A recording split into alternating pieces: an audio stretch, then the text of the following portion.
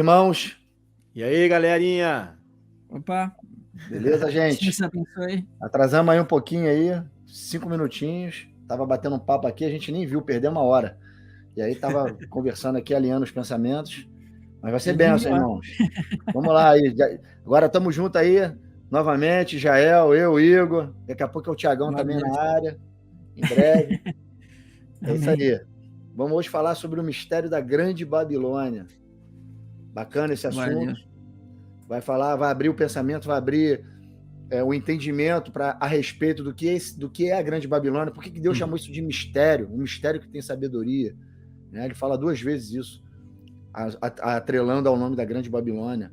Né? A gente não pode pegar e engessar apenas um texto de Apocalipse 17, 18, sem olhar para os profetas, o que Deus vem construindo através dos profetas a respeito dessa grande cidade. Né? Vamos falar algumas linhas de raciocínio, alguns irmãos pensam de alguma determinada forma, e a gente vai mostrar a nossa forma de pensar, como a palavra de Deus está nos direcionando a pensar a respeito da Grande Babilônia. Interessante, né? Inclusive eu vi isso aí no vídeo de Jael, ele falando, né? A importância da gente não ficar apontando isso e aquilo. É isso aqui, sim. É esse daqui, é esse daqui. Quando a gente faz isso, a gente perde muito, né, da revelação, né? Então, o ideal é a gente olhar as características, né, da Babilônia, que é isso que importa, né? Sim. É isso que importa na palavra, né? São as características da Babilônia. Mas assim, irmãos, o que acontece? Isso aí que o irmão Igor falou é verdade. Por quê, irmãos? Eu acho que é muito perigoso nós ficarmos colocando, às vezes, o nome aos bois, né? Porque muitas vezes acontece que a gente erra em alguns pontos, porque a gente quer trazer uma visão nossa sobre um determinado tema, e a gente vai ver lá no futuro, quando a gente não fecha as brechas, que a gente estava errado, e a gente tem todo um trabalho para tentar reverter aquilo que a gente errou. Não é mesmo? Então, eu acho que é mais prudente, muitas vezes, você não dar nome aos bois, mas trazer as características de uma determinada questão para trazer, né, um entendimento sobre aquilo. Então, por exemplo, hoje tem um monte de gente já colocando, dizendo que o anticristo é aquele, é assim, é assado, não sei o quê. Você percebe como isso é uma falta de entendimento? Você está colocando nomes onde lá na frente você vai ver que está errado. Tá? Então, eu acho que é bem difícil a gente fazer uma definição expressamente, pelo menos na minha concepção, de definir exatamente a Babilônia perfeitamente. Mas a gente pode seguir aqui os passos, seguir as pistas que Deus nos dá para tentar entender melhor esse assunto, tá? Então é isso que eu tinha para introduzir aqui. A gente vai introduzir então o assunto, falando sobre a Grande Babilônia, esse mistério, já trazendo o início de tudo, irmãos, da onde Deus começou a construir essa história, o contexto de tudo que abrange e envolve a Grande Babilônia.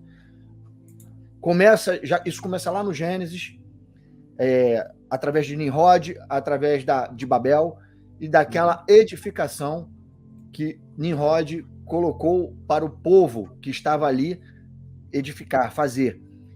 Já começando a desobedecer uma ordem expressa, uma ordem direta de Deus, que era para a descendência de Noé se expandir e habitar toda a terra, ser fecunda. A mesma promessa, a mesma ordenança que ele deu para Adão e Eva, ele deu para Noé e falou: sede fecundos e habitai toda a terra.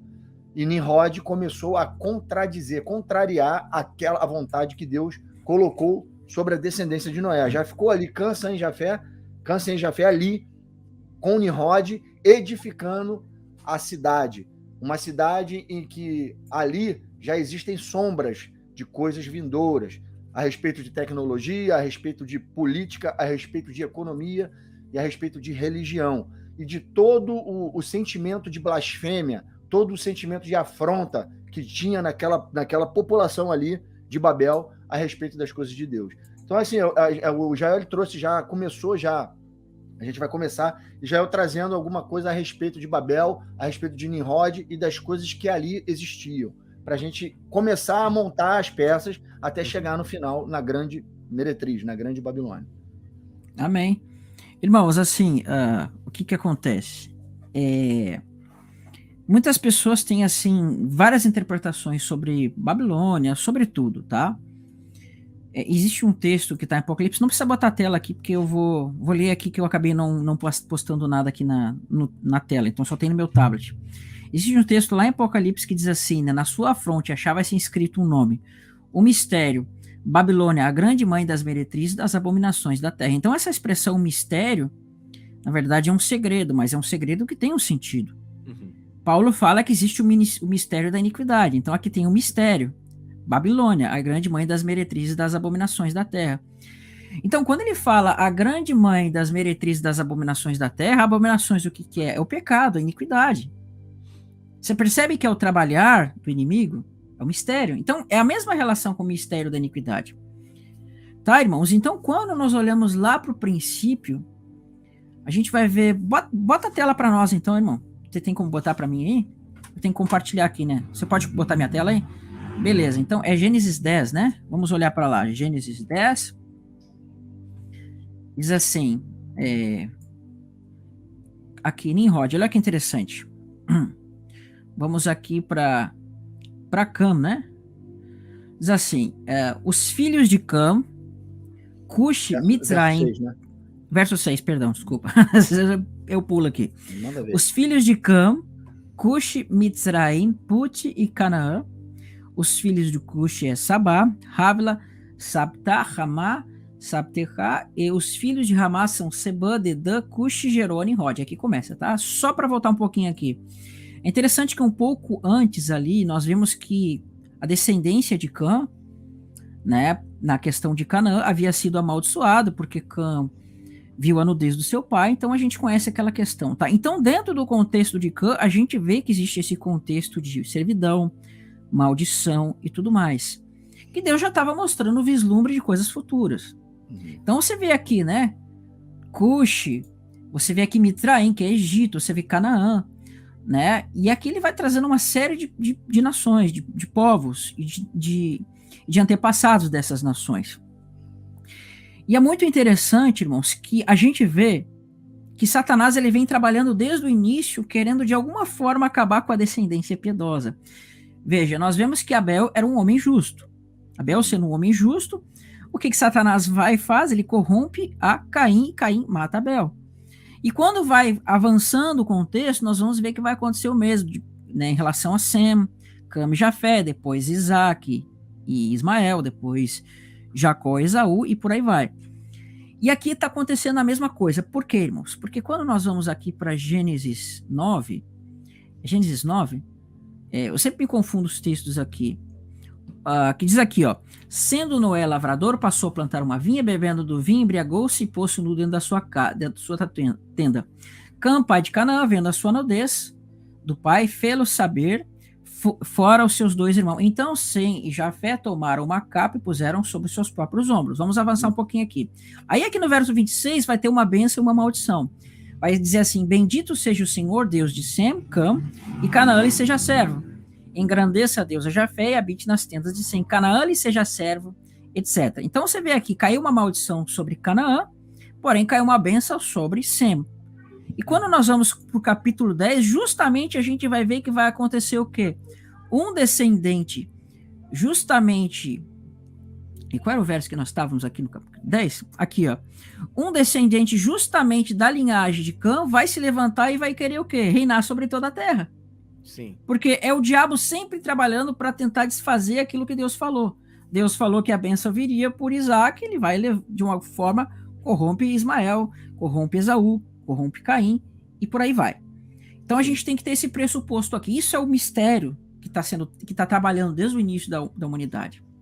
Agora vai começar uma questão muito interessante aqui. Vamos ver do verso 8. Diz assim, Cush gerou a Nimrod, o qual começou a ser poderoso na terra. Irmãos, esse poderoso na terra aqui é uma questão muito importante, tá? As pessoas não têm uma noção exata de quem foi Nimrod. Existem fontes históricas que falam sobre Nimrod. Algumas são um pouco mais fantasiosas, outras são um pouco mais reais. Algumas pessoas trazem fontes de que, por exemplo, Nimrod seria um descendente daqueles Néfilins, ou ele seria descendente dos próprios anjos, enfim. Não se sabe ao certo. O que se sabe é que ele é filho de Cush, descendente de Cam. O que se sabe aqui é que ele passou a ser caçador e poderoso na terra. Foi valente caçador diante do Senhor, daí dizer-se como Nimrod, poderoso caçador diante do Senhor. Então eu quero ler um texto aqui que Flávio Joséfo escreveu, tá? E comentar um pouquinho sobre outros textos que vai falar sobre ele. Flávio Joséfo diz assim, isso tá... esqueci o nome do livro, mas eu acho que é Antiguidades Judaicas, tá? Volume 1, página 114.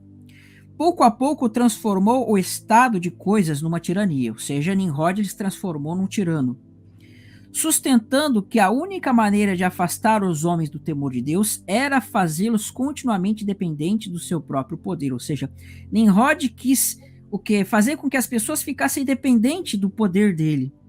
E ele ameaçou vingar-se de Deus se este quisesse novamente inundar a terra, porque construiria uma torre mais alta do que poderia ser atingida pela água e vingar-se-ia da destruição dos seus antepassados. O povo estava ansioso a este conselho, achando ser a escravidão submeter-se a Deus. Olha só, Nimrod estava ensinando para as pessoas que submeter-se a Deus era escravidão. De modo que empreenderam a construir uma torre. Ela subiu com rapidez, além de todas as expectativas. Então, realmente foi uma construção, né?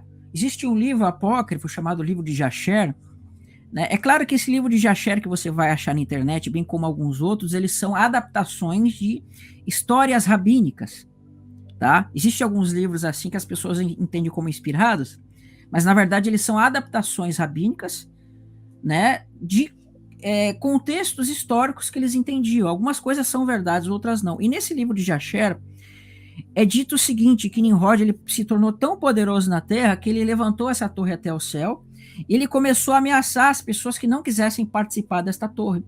E uma dessas pessoas foi justamente Abraão. Abraão não quis participar desta torre, por quê? Porque Abraão ele não participava de cultos idólatras, Abraão ele não participava de todo este contexto que estava havendo lá. Os homens estavam se rebelando contra Deus, mas Abraão não. Então o que Nimrod vai fazer? Ele vai tentar matar Abraão atirando ele na fogueira. Isso está escrito no Talmud, está escrito no livro de Jasher, está escrito até nos Targums. Então o que nós vemos aqui? Que Nimrod, né, seja pela história, seja pela Bíblia, ele foi um homem que se levantou contra Deus. Então ele quis se vingar de Deus edificando uma torre até o céu. Para quê? Para que o dilúvio não pudesse atingir. Mas mal sabia ele que Deus, né, não precisa de dilúvio para fazer os seus planos. Ele pode fazer simplesmente derrubar a torre. Perfeito? Então ele vai começar a construir aqui. Foi um valente caçador diante do Senhor. Daí se dizer como Nimrod, poderoso caçador diante do Senhor. Na Septuaginta está um pouquinho diferente. Na Septuaginta diz que Nimrod ele foi um poderoso caçador contra Deus. Está mais ou menos assim na Septuaginta. Eu não tenho ela aqui, não vou conseguir abrir. Eu sei no celular só. O princípio do seu reino foi Babel. Olha que interessante, irmão. O que Deus tinha falado para o povo, irmão? Deus queria que o povo se espalhasse. Não fala isso na Bíblia? Que Sim. O povo se espalhasse e enchesse a terra. Mas você vê que Nimrod está fazendo tudo ao contrário aqui. O princípio do seu reino foi Babel, Ereque, Acade e Calné, na terra de Sinar. Né? O irmão Igor, eu sei que o irmão é ligado à história, né? Qual foi a primeira civilização? Os Sumérios, não foi? Foram os sumerianos. A mais antiga, né? Isso. Os escritos também mais antigos são da Suméria. Isso. E existem indícios que essa expressão Sinar aqui está ligado com os sumérios, tá? Existem pessoas que trazem essa relação. Então a gente vê que aqui é justamente batendo com a história. As civilizações mais antigas estão aparecendo aqui. E daquela terra saiu para a Síria e edificou Nínive, Rebote e Calá. E entre Nínive e Calá, a grande cidade de Rezém. Tá aqui, até aqui tá bom, tá? Então, irmãos, o que acontece? Nimrod, ele firmou um reino aqui. Ele firmou um reino. E a gente vê que o princípio do seu reino foi o quê? Foi justamente Babel. Então, você consegue ver como Babilônia aqui está associado ao princípio das coisas que Deus não queria que se fizesse? Isso aí, então, é como se o mundo começasse, né, as impiedades começassem em Babilônia, mas terminasse lá no final em Babilônia também. Uhum. Deus, né? Então, quando nós vemos aqui, irmão, aí você precisa pensar o seguinte: os filhos de Noé que saíram da arca foram Cam, Sem e Jafé. Não é mesmo? Cam, Sem e Jafé. E Nimrod, ele vai começar a se levantar, vai começar a dominar sobre estes, e estes vão o quê? Edificar essa torre. Então nós vamos ver homens de Cam, homens de Sem e homens de Jafé que vão se unir numa mesma língua, no mesmo propósito, se levantar para edificar uma torre. Tá? Então isso a gente vai ver que vai estar acontecendo. Isso significa o quê? Que fala de povos, tribos, línguas e nações, descendentes de todos os filhos de Noé que construíram isso daqui. Então isso é uma relação com o quê? Com todas as nações, de uma certa forma, trabalhando nisso. Chega Perfeito? Até nós, né? Chega até nós. Agora, o que eu queria chegar mais importante aqui é o seguinte: por que a Bíblia fala de que Babel se é a mãe das abominações da terra? Irmãos, construir uma cidade, especificamente, não é um pecado em si, mas o pecado é aquilo que vai acontecer na cidade que vai influenciar as pessoas.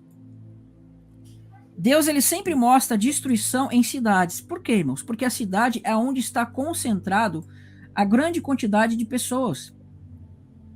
E a grande quantidade de pessoas concentradas numa cidade, a gente vai ver que vai ter uma grande concentração de pecado. Né? Pedras, irmãos, tijolos, paredes não pecam. Mas Deus representa as pessoas daquela cidade com o nome da cidade. Então, quando caiu fogo sobre Sodoma e Gomorra, não é que Sodoma, lá as paredes, estavam pecando, não é isso. Mas era porque as pessoas que constituíam aquela cidade estavam pecando. Então, quando, irmãos, aqui ele construiu Babel, nós temos que entender, irmãos, pela história, que Nimrod, irmãos, segundo algumas fontes, ele vai ser considerado como um deus, como um líder, como uma pessoa, uma divindade. Ele vai ser considerado por alguns como o próprio Deus Sol e vai ser chamado por diversos nomes ao longo das nações. Existe só aqui um ponto que eu quero dizer, tá, irmãos? Existem algumas pessoas que fazem uma associação de Nimrod com Semiramis e Tamuz. Essa história não é bem verídica. Algumas fontes mais novas, que datam ali do 1º século do cristianismo, né, e umas fontes um pouco mais antigas, demonstram que Nimrod, na verdade, ele teve uma diferença de mais ou menos 800 a 1000 anos de diferença entre Nimrod e Semiramis. Mas umas fontes mais novas vão demonstrar, por exemplo, que Semiramis foi casado com Nimrod.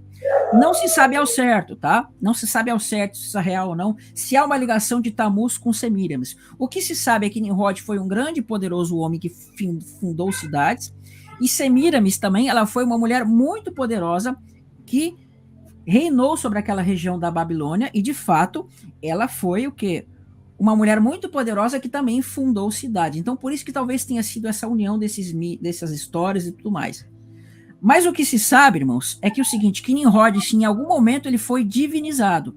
Semiramis também, ela foi divinizada, e assim como Tamuz. Mas o que eu quero dizer para vocês é que todas as religiões que nós vemos hoje, politeístas, que adoram o sol, que adoram divindades, elas surgiram na Babilônia. Se hoje existem pessoas que, por exemplo, veem os signos para prever o futuro, se existem pessoas que adivinham, se existem pessoas que adoram deuses, quase tudo que nós vemos hoje surgiu na Babilônia. Então, por exemplo, Nimrod, ele vai ser considerado como um deus aqui na Babilônia, como uma divindade. Perfeito? E quando ele foi considerado como uma divindade na Babilônia, ele vai edificar essa torre para que as pessoas também adorassem a ele. E aí, quando Deus vê isso, o que acontece? Ele vai destruir aquela torre e as pessoas vão pegar essa adoração a Nimrod e vão levar para várias nações diferentes com nomes diferentes. Então, aqui Nimrod seria chamado de Nimrod, mas, por exemplo, em outra terra ele seria chamado de Baal, em outra terra ele seria chamado de Bel, em outra terra ele seria chamado de Marduk, e assim, né, a idolatria, a Nimrod se espalhou por toda a terra. Por quê? Ele é você percebe que ele é uma tipologia do próprio anticristo? Tá? Então aqui a gente pode entender, irmãos, que tudo está começando aqui. A idolatria do mundo está apontando para essa parte. Vocês querem acrescentar alguma coisa, irmãos? Não, interessante, né? Por exemplo, quando a gente vai falar sobre Babilônia, a gente tem que entender um momento da profecia, né? A gente estava falando isso mais cedo. Uhum. Então, vamos pegar um exemplo aqui.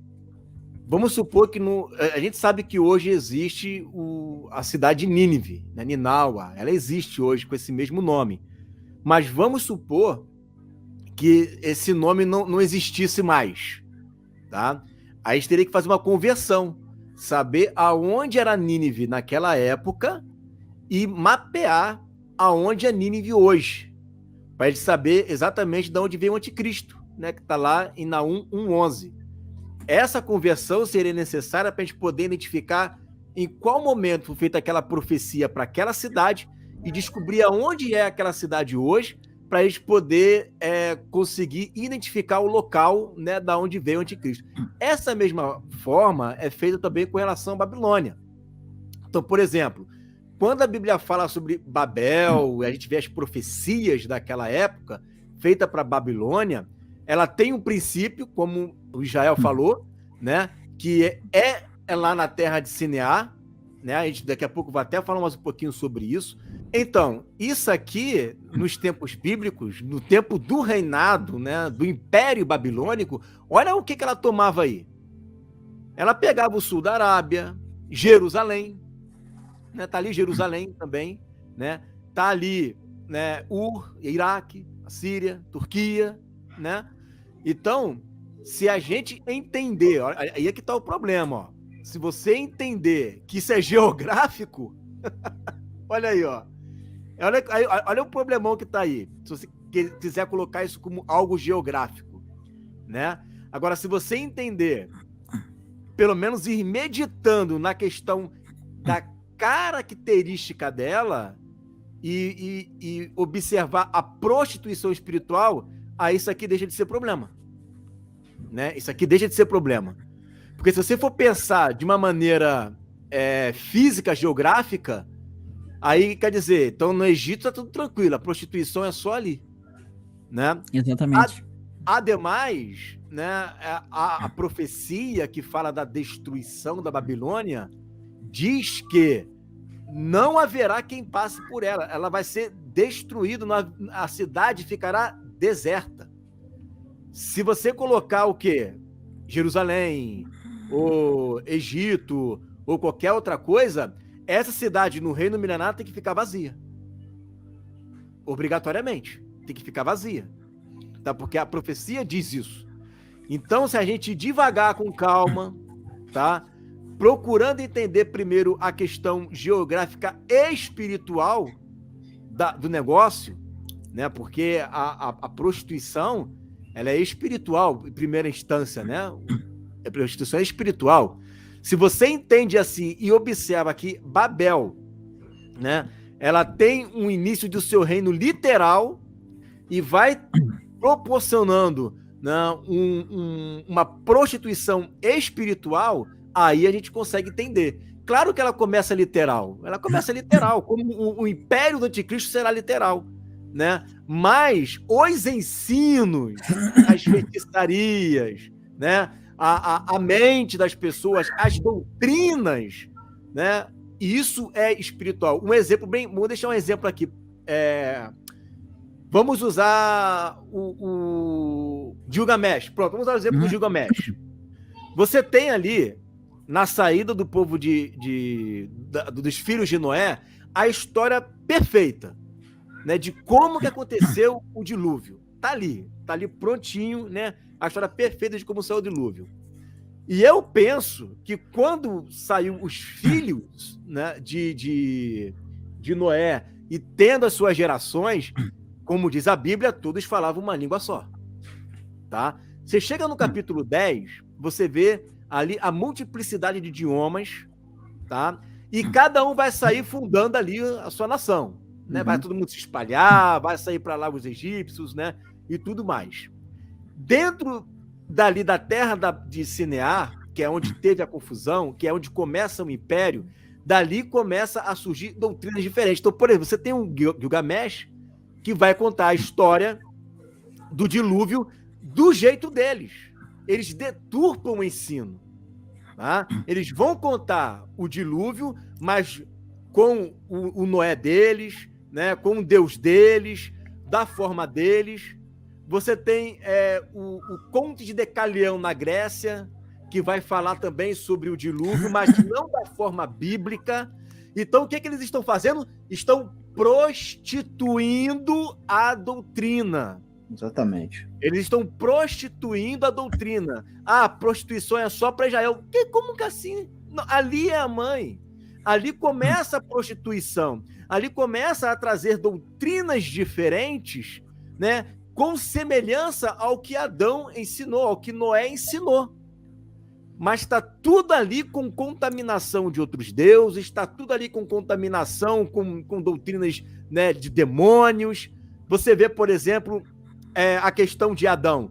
Não é só a Bíblia que fala de Adão. Você vê o conto de Adapá, né, que é falado. Você vê o Alulim, né, que também é ensinado. Né, você vê o Adamu.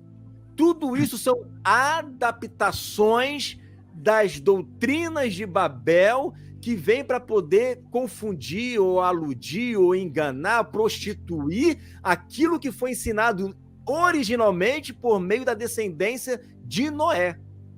Então, ali começa, sim, a prostituição. Ali é a mãe, sim.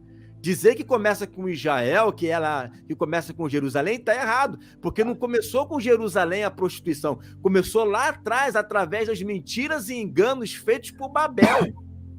Você vê muita mentira ali sendo introduzido, desfazendo o que os descendentes de Noé, original, vieram ensinando. Sim, isso está muito claro na história. Sim. Isso está muito claro. Então, meu cachorro aqui, ó. Então, essa questão dos ensinos sendo prostituídos já desde a eternidade, isso é comprovado historicamente, gente. Isso é comprovado historicamente. Ali começa e ela vai induzir Jerusalém a se prostituir também.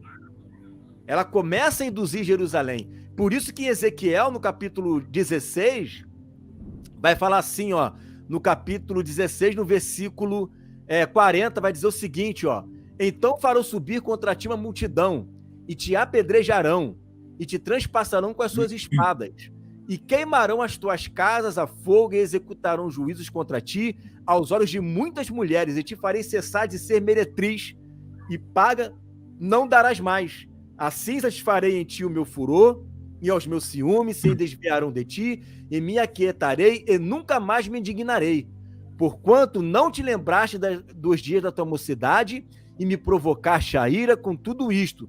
Eis que também eu farei recair o teu caminho sobre a tua cabeça, diz o Senhor Deus, e não mais farás tal perversidade sobre todas as suas abominações. Eis que todo o que usa de provérbios usará contra ti este provérbio, dizendo, tal mãe, tal filha. Ele está falando para Israel. Ó, você está fazendo tudo que a mãe está fazendo. Isso aí. O que é legal, cara, o que é legal, assim, eu tô vendo os irmãos aqui no comentário, eu tô prestando atenção no que vocês estão falando e vendo os irmãos no comentário. Pedir os irmãos ficar calmos. A gente tá começando, tá esquentando, tá mostrando o início de tudo. Tem gente já falando, explica Apocalipse 17, a gente vai chegar lá. Pedir para vocês acalmarem o coração, a gente vai chegar lá. Tá? A gente está construindo da onde toda essa ideia saiu. O interessante, quando a gente foi tudo isso que o Israel falou e o Igor falou a respeito da Babel de Nimrod, a gente tem que apontar os nossos olhos para onde Deus está dando o start da profecia e da construção de todo esse contexto envolvendo o Grande Babilônia. Grande Babilônia, irmão, a gente não pode olhar para a Grande Babilônia do final apenas como uma questão religiosa. Não. Existem muitos outros princípios que estão incutidos dentro da Grande Babilônia. A questão religiosa, tá. Deus apontou, Deus denunciou isso durante as eras, nas escrituras, denunciou a questão religiosa, da idolatria, das falsas profecias envolvendo religiões falsas. Falou da construção da Revolução Industrial, da construção da tecnologia, do ferro, do petróleo. Ele fala isso da questão política envolvendo os impérios, a troca, a permuta dos impérios, a construção dos povos, da cultura, dos falsos dogmas, da política econômica. Tudo isso está mostrando, construindo a imagem da Grande Babilônia no final. Mas isso teve um início, isso teve um start. E o start foi na Babel de Nimrod, é onde a gente está falando. O interessante é que em Gênesis 11, no verso 5, diz assim, presta atenção e vê se você vê uma semelhança com o que vai acontecer no final. Olha só, a cidade estava edificada. Outra coisa, antes de eu ler o verso. A gente não pode olhar para Gênesis, a construção de Babel, e achar que foi assim, ó, pirlim-pim-pim, pum, subiu uma torre e todo mundo estava ali. Não, cara, as coisas foram acontecendo. Sem cães Jafé saíram da arca direcionados por Deus para serem fecundos e encher toda a terra. Eles ensinaram a vontade de Deus para os povos, mas o espírito do anticristo já vigorava nessa época, já existia desde Adão. Como Israel falou, Caim e Abel, já existia, segundo a eficácia de Satanás, o espírito do anticristo. E ele veio ali, se penetrando sobre as línguas, povos e nações. E quando Nimrod assumiu a cabeça, ele já estava trabalhando, é que nem o anticristo está fazendo até montar o 8º império no final. Ele vem trabalhando, irmão, as nações. Ele vem construindo a sua ideologia, construindo a sua dogmática, inserindo nos povos os maus costumes, a blasfemarem contra Deus, a irem de encontro à vontade de Deus e os mandamentos e estatutos de Deus. Ele vem inserindo isso nas nações. E aí ele foi construindo, edificando Babel e segurando as nações ali. Aí, olha só o que Gênesis, no capítulo 11, no verso 5, diz. Então, preste atenção, irmãos. Então desceu o Senhor para ver a cidade e a torre que os filhos dos homens edificavam. O Senhor desceu, irmão. O que vai acontecer lá no final? O Senhor vai descer e vai ver a edificação de Babel e vai meter a mão ali e vai destruir tudo. Deus está fazendo a mesma coisa aqui. Deus está mostrando um insight do futuro no passado. Olha aqui, aí ele fala assim, desceu o Senhor para ver a cidade e a torre que os filhos dos homens edificavam. E o Senhor disse, olha o que o Senhor diz, eis que o povo é um, e todos têm a mesma linguagem. Isto é apenas o começo, Agora não haverá restrição para tudo que intentam fazer, ou seja, os homens não têm limites. Deus ele teve que meter a mão ali e intervir. Porque os intentos do coração dos homens ali não tinham limite. Os homens iam construir uma cidade, ia chegar no céu, se fosse o caso, a coisa ia antecipar o momento ao qual Deus não queria que acontecesse. Tinha um tempo determinado para todas essas coisas acontecerem. E Deus foi lá e espalhou tudo. O que estava circunscrito dentro de uma cidade, um território chamado de Babel, Deus pegou todos os povos ali, confundiu as línguas e espalhou. Isso aí. E agora o que vai acontecer? O diabo, com o mesmo espírito que é a segunda eficácia dele, que é o espírito do anticristo, vem reconstruindo tudo isso. Reconstruindo aquilo que ele tinha edificado lá em Babel. Agora Deus espalhou por toda a terra. Então agora a missão dele é edificar um império dentre as nações espalhadas sobre a terra. E agora ele começa a usar todos os artifícios que ele uma vez usou em Babel, agora em toda a terra. Ele vai ter que restaurar a quase onipresença e onisciência dele lá em Babel. Ele tinha o controle de tudo, até do que o povo falava, porque o povo era um só, como a gente leu no texto, e ele controlava tudo isso. Agora, o espírito do anticristo, com o diabo, eles têm que já arrumar um subterfúgio, uma forma de fazer isso que eles faziam em Babel, agora em todos os povos, línguas e nações. Aí começa a entrar a tecnologia, começa a entrar toda a questão política, econômica, a geopolítica, os impérios, os territórios, tudo que ele veio construindo com as cabeças das bestas, os impérios da estátua de Nabucodonosor, toda essa questão Deus foi anunciando, Deus foi denunciando na sua palavra todos os passos do diabo. Óbvio que Deus está orquestrando todas essas coisas, irmãos, porque a vontade de Deus sobrepuja a vontade do anticristo e a vontade do diabo. Deus é o regente dessa obra. Deus usa como ferramentas eles para seguir, alcançar e atingir o seu propósito determinado, pré-estabelecido. Então, eles começaram a ter que fazer os homens a voltarem a falar uma linguagem só, como era em Babel. E isso está acontecendo hoje? Sim. Se você pegar um aplicativo, você fala chinês, você compra do Japão. Falar hoje outra língua é fácil para qualquer um, irmãos. É só você ter a tecnologia a teu favor. E é o que o diabo está montando, através do espírito do anticristo. Montando um império onde os povos vão falar uma língua só.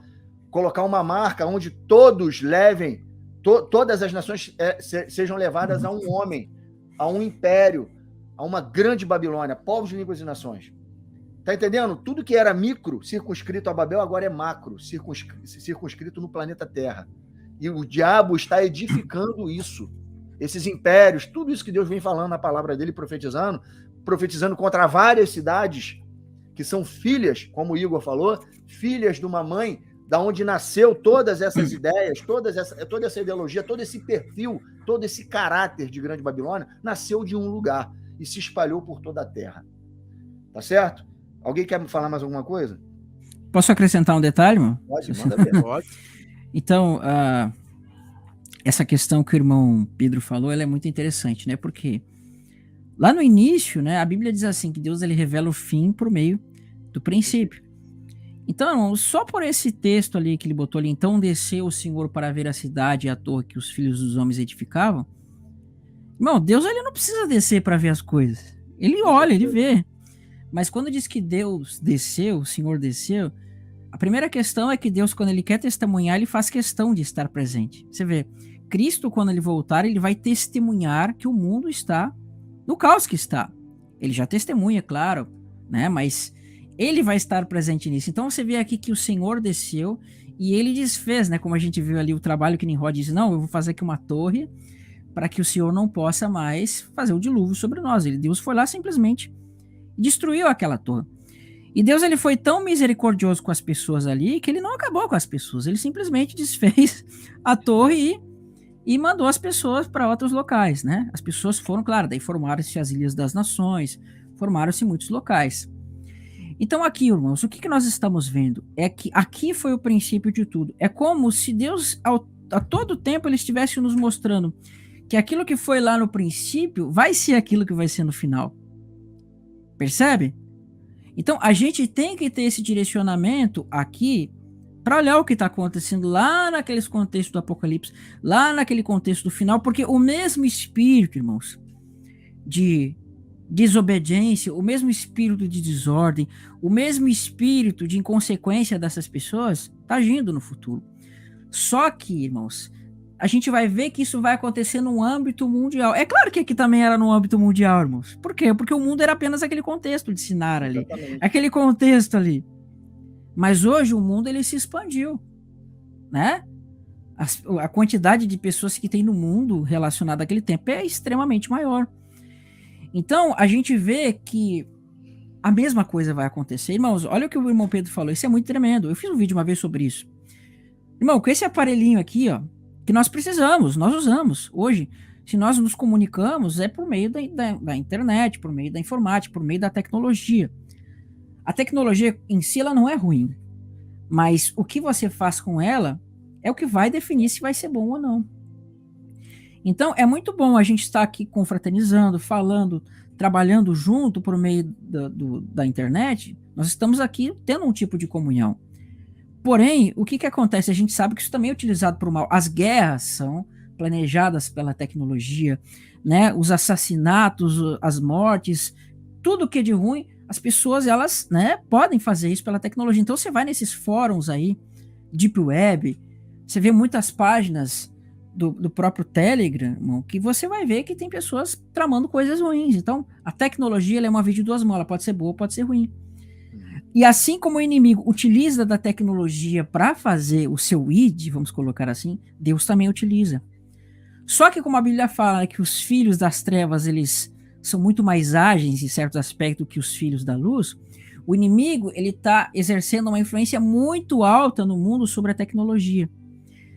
E sabe o que eu quero dizer para os irmãos? Então vamos pensar o seguinte, irmãos. O inimigo, ele está imitando o que aconteceu lá em Atos 2. Eu vou explicar para os irmãos. Irmãos, olha que tremendo. Quando nós vamos para Gênesis capítulo 9, 10 e 11, nós vamos ver que todo o povo tinha uma mesma língua. Imagina todo mundo... Imagina todo mundo falar mesmo. Imagina uma coisa difícil da gente imaginar. O mundo todo falar uma mesma língua. Devia ser interessante. Mas o mais difícil de pensar é como Deus fez para que aquelas pessoas ficassem confundidas do que elas já sabiam da sua língua. É como se Deus tivesse traduzido na mente delas todas as palavras de uma forma que elas esqueceram o que era no passado. Entende? É uma coisa difícil de você pensar. E quando você vai para Atos capítulos 2, não vamos entrar na questão de línguas estranhas ou tudo mais. O que acontece ali é que nós vemos de fato uma tradução simultânea. As pessoas estão falando em suas línguas e as outras estão entendendo. É o que está acontecendo lá. E quando, irmãos, nós vamos lá para Apocalipse, que fala da Babilônia, você tem que entender que assim como era lá no passado, onde todos tinham uma língua só, lá no futuro também vai ter isso. Vai ter isso também. Irmãos, hoje eu consigo conversar com irmãos do Japão, irmãos da França, da Rússia, qualquer lugar, simplesmente pela tecnologia de um celular. Eu simplesmente falo aqui, posso falar com áudio que o próprio telefone ele faz ali, passa para texto e traduz para mim automaticamente. Ele faz isso. Então você percebe que o inimigo ele está imitando pela tecnologia o que estava lá no passado. Então, conforme os anos vão avançando aqui, irmãos, a gente vai ver isso vai se tornar muito mais frequente. E quem disse que não pode haver uma tecnologia que as pessoas compram um aparelho e põem aqui no pescoço, assim, sabe? E esse aparelho, você fala, já traduz na hora. Isso pode acontecer, irmãos. Então a gente está vendo as coisas caminhando para isso, tá? A gente está vendo as coisas caminhando para isso. E o que nós podemos entender é que no futuro, assim como as pessoas elas edificaram no passado uma torre que unia todas aquelas pessoas daquele continente de uma língua só para edificar uma torre, o mesmo vai acontecer de uma forma física, né? Que vai haver questões físicas, mas principalmente de uma forma espiritual, que vai ser essa, né, obediência ao inimigo. Então olha o que diz em Apocalipse 13, né, que diz assim da besta, né? E adoraram a besta e o dragão, dizendo: quem poderá pelejar contra a besta? Né? E quem é semelhante à besta? Você vê, as pessoas estão com medo. Elas têm o medo da besta, por isso elas vão honrar a besta. Do mesmo modo poderosa, que provavelmente besta poderosa, exatamente. Né? Do mesmo modo que provavelmente as pessoas temeram lá no passado a Nimrod, porque ele era um homem poderoso. As pessoas vão temer a besta, exatamente. Né? Vai estar acontecendo a mesma coisa, irmãos, tá?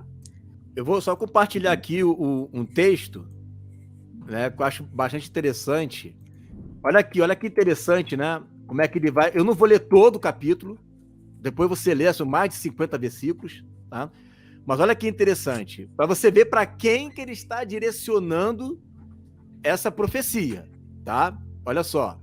E veio a mim outra vez a palavra do Senhor dizendo: filho do homem, faze conhecer a Jerusalém as suas abominações. E dizem: assim diz o Senhor Deus a Jerusalém, a tua origem e o teu nascimento, olha aí, ó, filha, né? Procedem da terra dos cananeus. Teu pai era amorreu e tua mãe Eteia. Aí ele começa a falar, dizer que tá vestido de púrpura, um monte de coisa, papapá, bordada, linho fino, bracelete e tudo mais. Aí olha o que ele vai dizer. Isso aqui é para Jerusalém. Tá? Para Jerusalém. Olha só. Ele falando. 42. Assim satisfarei em ti o meu furor, os meus ciúmes se desviarão de ti, e me aquietarei e nunca mais me indignarei. Porquanto não te lembraste dos dias da tua mocidade e me provocaste a ira. Com tudo isto, eis que também eu farei recair o teu caminho sobre a tua cabeça, diz o Senhor Deus.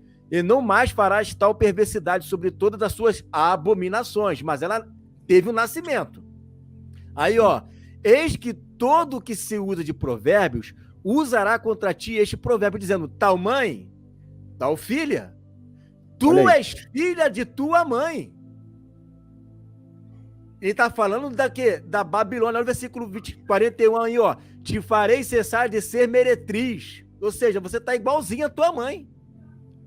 Tu és filha de tua mãe, que tinha nojo de seu marido e de seus filhos. E tu és irmã das tuas irmãs, que tinha nojo de seus maridos. E por aí vai. Né?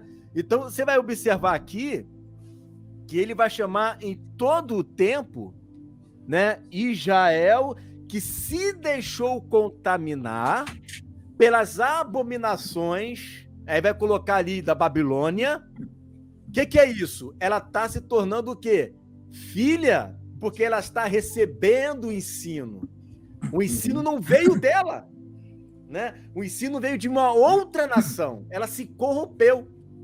E aí chama ela de quê? De filha. Tal mãe, tal filha. E você é filha da sua mãe. E está falando para Jerusalém. Todo aquele que recebe o ensino é discípulo, é filho na fé. E ali Jerusalém está se tornando filha na fé, porque ela está recebendo o ensino de uma mãe e ela não está nem aí. Ela está se prostituindo, ela está se tornando meretriz, né? E aí a gente vai ver lá em Apocalipse falando que os 144 mil não se misturaram com mulheres. Ou seja, as filhas da Babilônia. Não botaram a marca. Entende? Isso aí. Quando você, para você entender o mistério, irmão, da Grande Babilônia, você tem que vir construindo isso que a gente está falando, desde o princípio, onde começou tudo isso, e como isso se alastrou por toda a Terra, todo esse perfil, esse caractere dos povos que estavam em Babel, e aquilo começou a abranger toda a Terra, toda essa feitiçaria, blasfêmia, já envolvido com tecnologia, com geopolítica, tudo isso se entrelaçou, se entremeou e está espalhado pelas nações. Hoje, nós vivemos num aspecto de Grande Babilônia. Nós já vivemos a preparação. No meu entendimento, e eu acho que os irmãos vão concordar, a gente já conversou sobre isso, a Grande Babilônia, ela se caracteriza, ela aparece de fato na metade da última semana de Daniel até o final, até a vinda de Jesus. Ali ela dá as caras e aparece em plenitude. Não que ela já não estivesse sendo preparada para chegar nesse momento. Todas as coisas, desde Babel, vão convergir para a metade da última semana, aonde o 8º império começa a sobrepujar, começa a vigorar, na metade da semana para o final, a última semana de Daniel. Tudo está sendo conduzido e preparado para esse momento, para a plenitude desse tempo, aonde a Grande Babilônia vai começar a perseguir e a matar os santos, a encher a sua taça e se embriagar com o vinho dos santos, com o sangue dos santos. Tudo isso, irmãos, traz arrastado consigo uma história até essa Grande Babilônia, na metade da semana, ela aparecer de fato. Vem se construindo uma história, vem se construindo nas eras. Quando essa mulher, essa grande meretriz, que é a Grande Babilônia, misteriosa, ela está vestida de escarlata e com uma taça na mão, quando a Grande Babilônia, essas características delas, Deus ele vem arrastando isso até formar ela na plenitude, esses conceitos geopolítico, econômico e religioso, ele fala, essa prostituta, essa meretriz está vestida de roupa escarlata e tem uma taça nas suas mãos. Aí você olha para a Igreja Católica Romana, você vê toda a característica ali. Deus ele anunciou isso de propósito, irmãos. Ele já sabia o que a Igreja primitiva se tornaria no decorrer das eras. A coisa de misturar as doutrinas, o sincretismo. Irmãos, o diabo, no início, ele usou uma estratégia. Ele perseguiu. Ele quis matar todo o primogênito, não conseguiu até nascer Jesus. Nasceu Jesus. Jesus morreu, venceu na cruz, nasceu a igreja. E ali ele começou a perseguir, começou a matar, começou a tentar extirpar a doutrina de Cristo. Só que ele não conseguiu, aquilo aumentou, ganhou volume, ganhou densidade, se espalhou por toda a terra. E aí o que ele fez? Não vou fazer, essa minha estratégia não é boa, eu vou me misturar neles. Eu vou inserir a minha doutrina, inserir falsas doutrinas, vou começar a confundir. E aí vieram Igreja Católica Romana, Constantino, Constantinopla, tudo que está escrito em Daniel, irmãos. As pernas da estátua, direita e esquerda, o Império Romano se proliferando, aumentando, e com isso, o sincretismo, a falsa... Por isso está lá a mulher vestida de escarlata com uma taça na mão. A Igreja Católica Romana matou os santos, irmão? Matou. Jerusalém matou? Matou. Mas eles são a mãe? Não, eles são os filhos, que têm as mesmas atitudes da mãe. Tem o mesmo perfil da mãe, o mesmo caráter da... Puxaram a mãe. Filha de peixe, peixinho é. Fizeram as mesmas coisas que a mãe. E aí você consegue entender que quando você olha para Roma, como muitos interpretam, como Grande Babilônia, está errado? Não está errado. Ela se assemelha, assim como vários profetas assemelham Jerusalém à grande prostituta. Aí chega em Apocalipse 11 e fala, eu me lembro que isso aí a gente discutiu, Israel, a praça da grande cidade. Pronto, grande cidade está falando várias vezes da Babilônia, como grande cidade, então Jerusalém é Babilônia. Mas ele chama de grande cidade Tiro, chama de grande cidade Sidom, chama de grande cidade a própria Babilônia. Essa expressão ele usa como grande cidade, e no final ele fala que a grande cidade, que as cidades das nações são fendidas no meio e dividem-se em 3 partes. Ele está falando, em Apocalipse 18, isso, ele está falando de toda a terra, irmão, de todas as filhas, não só de uma. Todo esse conceito babilônico que surgiu em Babel se espalhou por toda a terra, irmãos. E essa foi a obra do diabo. Essa é a obra que ele vem executando e vem sendo próspero até chegar num cume, no auge, no ápice, que é a metade da semana de Daniel, quando os 10 reis passarem o poder para o anticristo e ele governar e começar a matar os santos, começar a perseguir. Presta atenção. A gente já estudou sobre isso e a gente já conhece o ministério das trombetas, das testemunhas e os 7 cálices da ira de Deus. Você já parou para se perguntar por que desde o início da última semana de Daniel até o final, os cálices da ira de Deus só caíram da metade para o final? Por que isso? Porque eles são direcionados para a grande Babilônia. Todos os 7 cálices da ira de Deus são direcionados para a besta e para o seu império.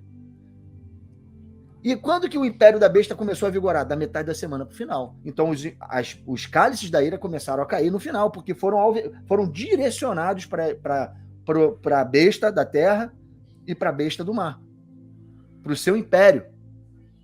E quando você consegue entender isso, irmão, você vê que tudo convergiu para esse momento. Toda a obra do diabo convergiu para esse momento. Quer alguém falar mais alguma coisa aí? Posso fazer um acréscimo aqui, irmão? Você quer falar, irmão? Quero fazer um acréscimo aqui, relacionado a isso aqui, de mãe, filho e tudo mais, né? Irmãos, na realidade, o que a gente pode entender dessa questão? Quando Deus fala de cidades e tudo mais, não é que ele está falando, como eu falei, de pedras, paredes, não, ele está falando de um contexto de pessoas. É claro que a cidade vai caracterizar as pessoas, né? Irmãos, quando nós olhamos para Jerusalém, quando nós olhamos para o contexto geral de Israel como um todo, a gente pode entender que, como o irmão falou, que eles sendo filhos de Babilônia, por quê? Irmão, vamos botar aqui você tem como botar a tela para mim aí, por gentileza? Olha que interessante em Amós o que vai dizer. Não sei se os irmãos vão concordar, mas eu vou mostrar aqui. Em verso 25 de Amós 5 diz assim: apresentaste-me vós sacrifícios e ofertas de manjares no deserto por 40 anos, ó casa de Israel? Sim, levastes a Sicute, vosso rei, Quim, vossa imagem, vosso Deus estrela, que fizeste para vós mesmos. Por isso desterrei para além de Damasco. No Novo Testamento vai dizer, por isso desterrei para a Babilônia. Em Atos capítulo 7, tá aqui, ó. Por isso vos desterrei para além da Babilônia, tá vendo? Por quê? Irmãos, olha que interessante. Ele fala assim: apresentaste-me vós sacrifícios de ofertas de manjares no deserto por 40 anos? Ele está dizendo, será que foi para mim que vocês apresentaram sacrifícios por 40 anos no deserto? Não, foi para Sicute. E esse Sicute aqui, irmãos, vamos ver aqui, tá? Era uma divindade babilônica. Olha que interessante. Então, o povo, na realidade, quando estava no deserto, os ímpios, eles estavam com o coração na Babilônia, irmãos. Então, eles saíram do Egito já com o coração na Babilônia, e esse povo pervertido que caiu no deserto era um povo que já estava com o seu coração aonde? As suas divindades babilônicas. Por fora eles ofereciam sacrifícios a Deus, mas o seu coração estava oferecendo sacrifício a quem? Ao ídolo. Já estava corrompido, né? Então você percebe que eles já estavam corrompidos pelo quê? Pelo cálice, estavam corrompidos pela própria Babilônia. Então, na verdade, quando eles edificaram uma cidade lá em Israel, ainda que seja Jerusalém, ainda que foi edificado ao Senhor, na verdade eles tinham dentro de si a intenção de edificar o quê? Uma Babilônia para eles. Mas na verdade, é claro que é a cidade que aponta para o Senhor, mas o coração do povo estava o quê? Apontando para isso. Então você vê, eles nasceram vamos dizer, esse povo que saiu do Egito nasceu no Egito. E o Egito, eles tinham uma cultura que a gente viu lá do início que nasceu também na Babilônia. Amém. Os deuses que saíram da Babilônia foram parar no Egito e eles absorveram. Os israelitas que saíram do Egito, muitos deles já tinham deuses. Sim, levastes a Sicute, vosso rei, Quim, vossa imagem, vosso Deus estrela, e fizestes para vós mesmos. Por isso, vos desterrei para além de Damasco, ou seja, em Atos vai dizer Babilônia, diz o Senhor, cujo nome Deus dos exércitos. Então, o que nós vemos? Quando este povo edifica a cidade, quando o tempo vai passando lá no contexto de Jerusalém, o povo já estava contaminado, irmãos. Eles já estavam contaminados com tudo que vinha das nações. Então você vai ver isso em Ezequiel capítulo 8, 9 e 10, onde nós vemos aquela imagem de Tamuz. Ali tem uma questão muito tremenda, irmãos. Por quê? Você tem o contexto literal, perfeito? e você tem o contexto, vamos colocar para dentro do coração do homem. Irmãos, nós sabemos que o homem ele é o templo de Deus, tá? Então, assim, imagina que ali você está vendo uma cidade, você está vendo o templo, você está vendo o homem, você está vendo um monte de questões. O Espírito Santo, ele vai falar conosco por imagens que nós viemos a entender. Então, irmãos, quando nós olhamos, por exemplo, lá no templo de Ezequiel, você vê a porta norte, você vê a porta do oriente, você vê a porta do sul, são expressões que Deus nos mostra para tentarmos entender alguma questão. Olha que interessante, nós vemos que a imagem de Tamuz, a imagem dos ciúmes, ela está entrando pela porta norte. E a porta norte era a porta por onde vinham o quê? As questões das nações. Por lá entravam os inimigos que vinham do contexto de Roma, vinham os inimigos que vinham da Síria, os inimigos que vinham da Babilônia, eles entravam por lá. Então você está vendo que aquela imagem de Tamuz está entrando pela porta norte. Nós vamos ver um outro contexto que, por exemplo, nós vamos ver 25 homens que estão virados de costas para o Santo dos Santos, o templo, estão virados para o sol. E aquele contexto de olhar para o Oriente, para o Sol, era você estar virado para a Babilônia. E depois nós vamos ver num outro contexto ainda, irmãos, que, né, Ezequiel, ele vai entrar dentro do contexto, ele vai cavar na parede e ele vai ver uns homens lá escrevendo todo tipo de imagem nas paredes. Imagens de animais. Está vendo isso, Ezequiel, filho do homem? Verás coisas ainda piores. Irmãos, olha que interessante, você vê isso literal, você consegue imaginar. Agora, vamos botar isso para um contexto espiritual. Irmãos, vamos imaginar que aquele templo fale do próprio homem. O Espírito Santo, irmão, ele não vai fazer com que você olhe para dentro de uma pessoa, mas o que ele vai fazer? Ele vai mostrar a imagem de um templo, de uma imagem, e ele vai fazer com que você veja o que está dentro daquele templo para que você possa ver o coração do homem. Ele diz assim, Ezequiel, olha o que os homens andam fazendo no oculto. É como se ele estivesse dizendo, Ezequiel, olha o que está passando no coração daqueles homens. Quando Ezequiel cava dentro daquele templo, é como se fosse o próprio Espírito Santo entrando dentro do coração daqueles homens e olhando o que estava lá dentro. Nós vamos ver aquele monte de homens com aqueles incensários, né, adorando a deuses babilônicos.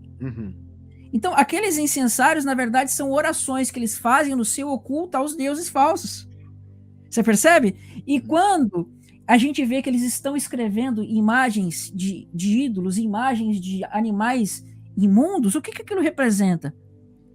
Irmãos, na lei nós sabemos que os animais imundos, eles não poderiam ser comidos. Quando você come um animal impuro, você está absorvendo aquele animal impuro para dentro de você, numa tipologia da lei. Então, quando Deus mostrava aqueles animais impuros desenhados na parede, o que era aquilo? É que Deus estava mostrando que aqueles homens estavam absorvendo o quê? As coisas dos animais impuros estavam colocando no seu coração. Representa o que isso? Justamente o absorver o pecado das nações. Então você percebe? Você tem um ídolo babilônico no meio da cidade. O que acontece? Babilônia tomou posse de Jerusalém. Babilônia entrou no coração dos homens. Eles estavam virados para o sol, por quê? Porque eles estavam adorando aos deuses, Bel, Marduk, Tamuz.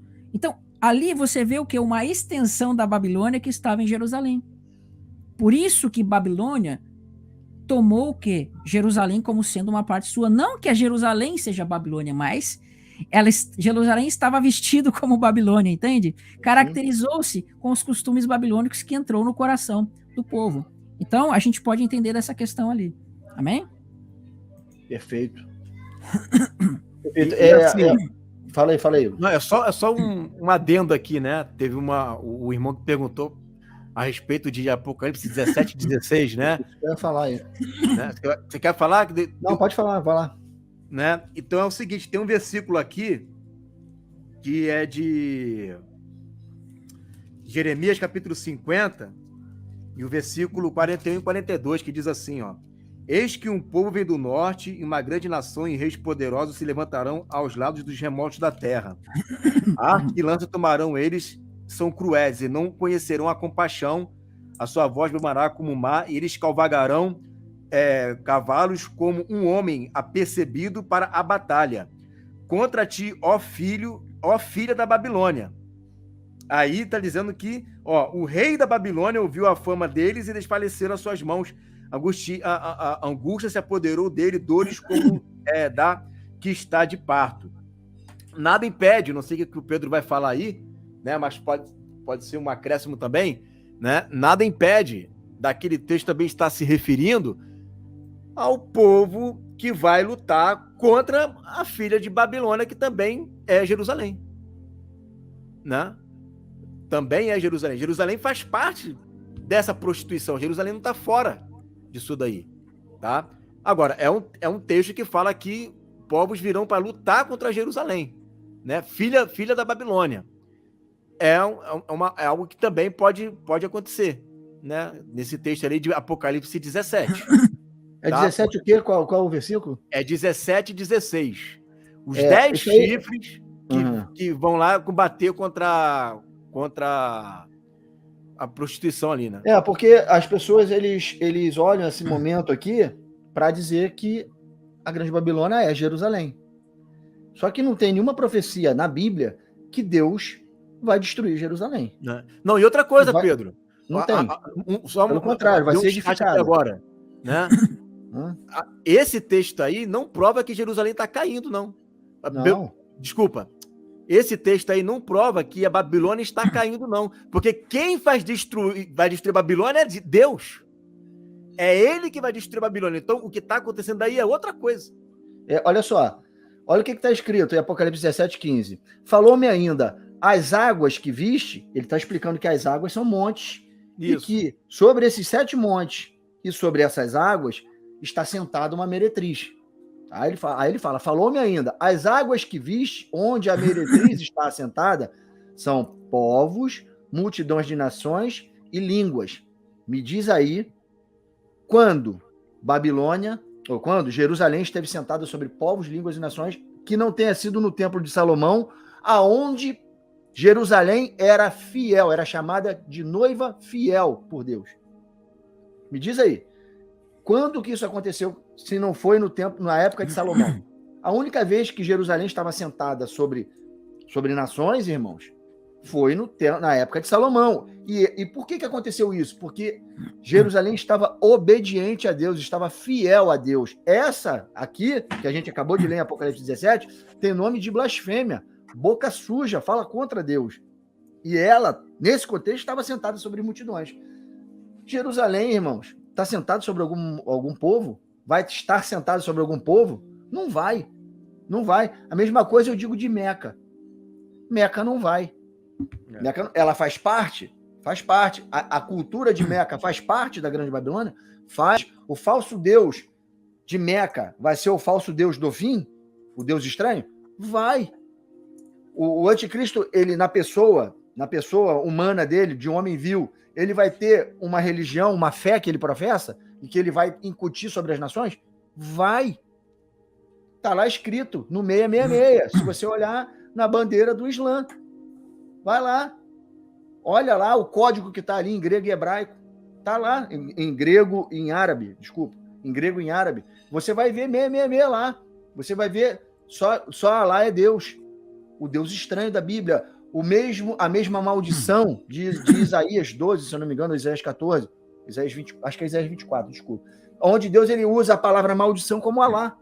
É a maldição que ele vai ferir a terra. Ele vai usar Alá para ferir a terra. Porque é o Deus do homem vil. Vocês estão entendendo, irmãos? Você quer ver uma coisa, irmão Pedro? Fale. Pode falar. Não, eu só queria complementar assim, ó. Fale, e que existe uma grande dificuldade de nós entendermos, tá? A gente vê, de fato, muitas ligações que você vê que são fazem muito sentido quando você liga para Jerusalém, porém, algumas pontas não vão fechar. Uhum. E o que eu costumo, para mim, para ficar mais fácil de entender essa questão, como é que eu costumo entender, tá? É um raciocínio que eu faço para mim. Irmãos, é como se nós víssemos que Jerusalém, ela está vestida com vestes de prostituição, vamos colocar assim. Ela está vestida com vestes, é como se Babilônia, vamos botar assim, Babilônia, a mãe, ela fosse a grande meretriz e ela desse vestes para suas filhas se vestirem de semelhantes a ela, ou seja, estarem vestidas como ela. Então você vai ver várias cidades, várias nações que estão vestidas com o manto babilônico, estão vestidas com uma veste babilônica. E Jerusalém está entre isso, ela está com essa vestimenta, ela está com isso. E o que para a gente botar, o que seria essa capa, essa vestimenta babilônica? São as pessoas transviadas. Então, o que significa Deus tirar essa roupa, essa capa babilônica? É tirar literalmente as pessoas que estão lá pervertidas e lançá-las no lago de fogo. É simplesmente isso. E aí a cidade fica limpa, entende? Basicamente isso. A gente veio caminhando aqui, os irmãos acho que estão aí ainda, né? E estão desde o início, né? Falando que Babilônia ela veio trazendo divindades diferentes, interpretações diferentes, apostasia. Teve um início lá em Sinear, né? Torre de Babel, que veio perverter daquilo que foi ensinado, né, por meio da descendência de Noé. Ok, perfeito. Isso se expandiu até hoje. Isso vai se expandir muito mais. Agora, vocês têm que se atentar para uma coisa muito importante. Todos nós temos um pensamento semelhante de que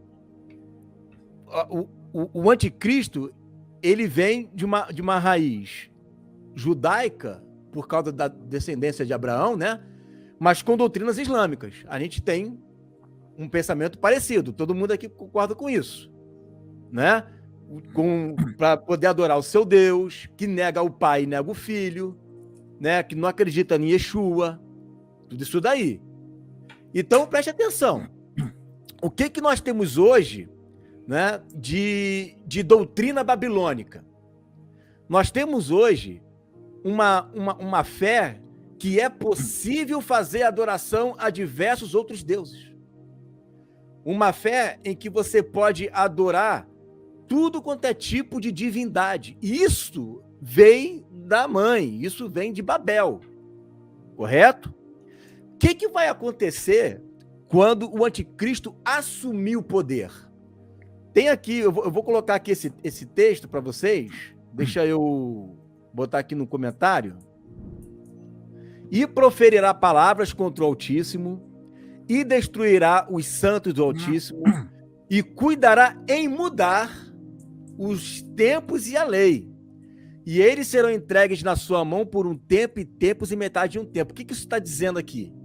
Isso está dizendo que quando o anticristo assumir o poder, essas doutrinas que hoje existem na Babilônia, todas elas serão mudadas para adorar um único parecer que é Deus, que se chama Deus e quer se fazer de Deus, que é o anticristo.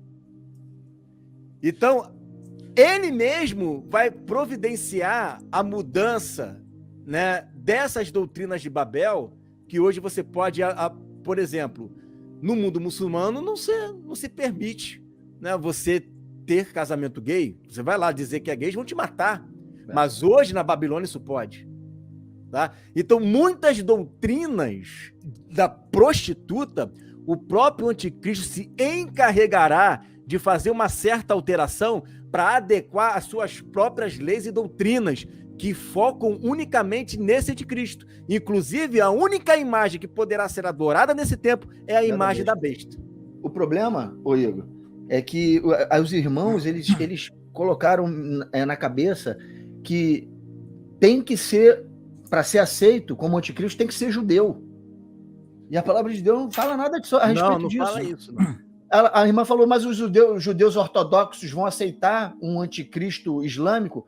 Os judeus ortodoxos, eles vão fugir para o deserto com a igreja, eles vão ouvir os toques de trombeta, eles vão fugir. É essa geração de israelita, de judeu ortodoxo, que não nega a Deus, que tem Deus como seu único dom, como seu único Deus, esses não vão negociar e vão morrer também. Mas os que sobrarem vão entrar no milênio. Vão entrar no milênio como nação. Se lembra no final que quando eles veem Jesus, eles choram. E choram como tivessem perdido um filho unigênito. Lembra dessa palavra? É Zacarias 12:10. Quem são esses que choram? Olhando para aquele que transpassaram. Quem transpassou Jesus? Foi Roma? Não. Foram os judeus. Foi Caifás. Foram os judeus que mandaram crucificar e transpassar ele.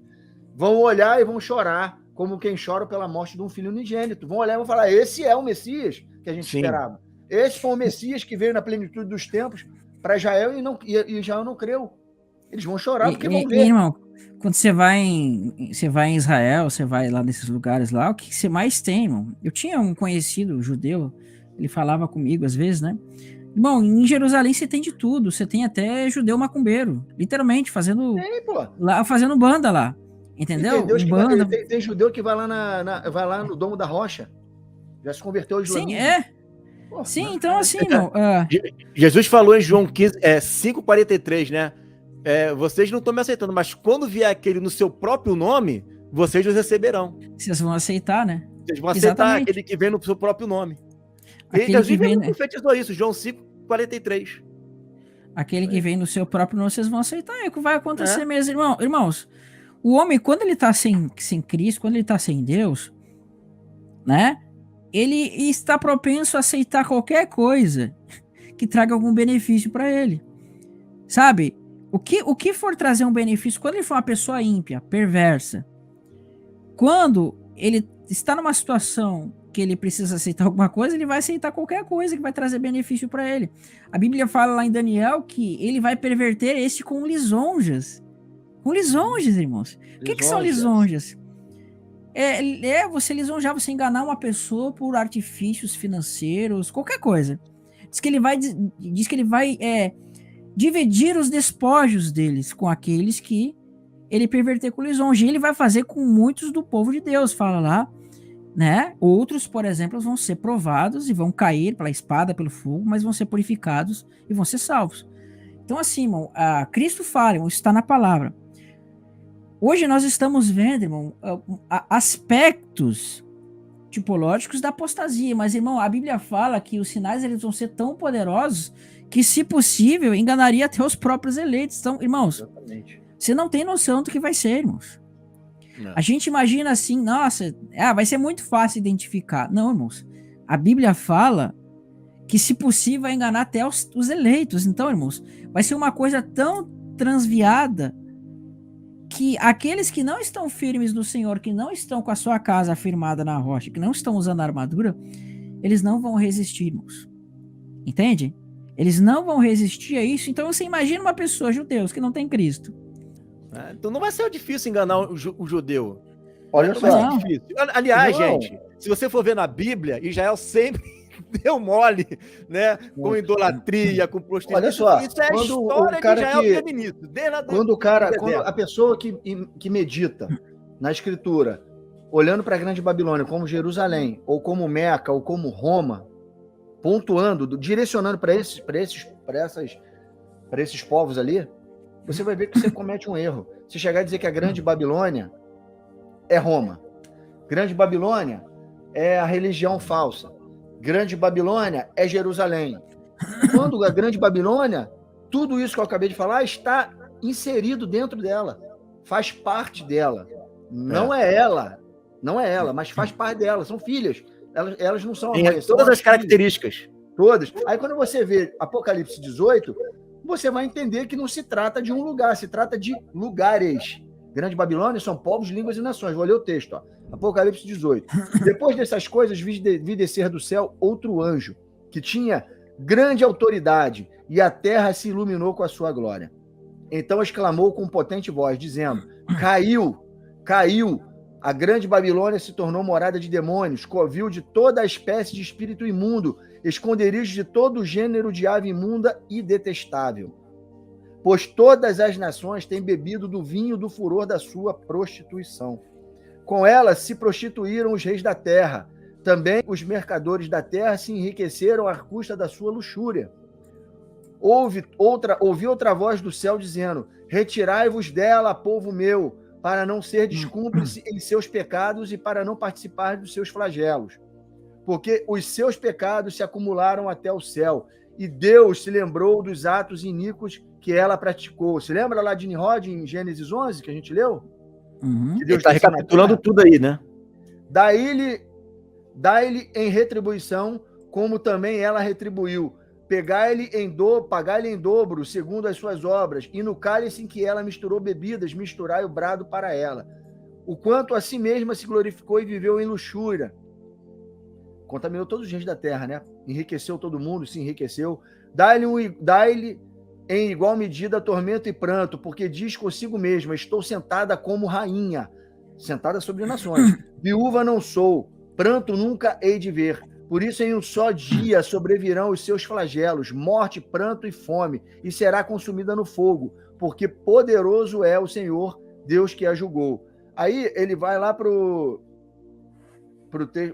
verso 10. Ó. E conservando-se de longe pelo medo de seu tormento, dizem: ai, ai, tu grande cidade, Babilônia, tu poderosa cidade, pois em uma só hora chegou o teu juízo. E sobre ela choraram e prantearam e mercadores da terra, porque já ninguém compra a sua mercadoria. Para comprar a mercadoria dela tem que ter o quê? A marca dela.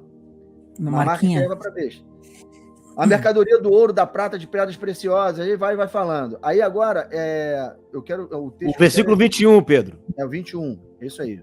Tá aqui, ó, verso 21.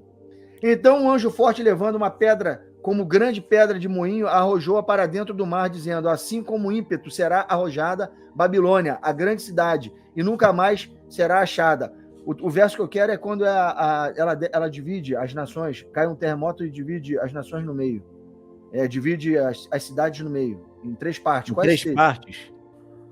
E sobrevieram relâmpagos, vozes e trovões. E ocorreu grande terremoto, como nunca houve igual desde que há gente sobre a terra. Tá vendo aqui? Já tá falando da 7ª trombeta e do 7º cálice da ira. Tal foi o terremoto forte e grande. E a grande cidade se dividiu em 3 partes e caíram. Olha o que está escrito aí, irmãos. E caíram as cidades das nações. As filhas. Caiu as filhas. O pai alveja a mãe e cai as filhas. A grande Babilônia cai toda. A grande Babilônia é mãe e filha.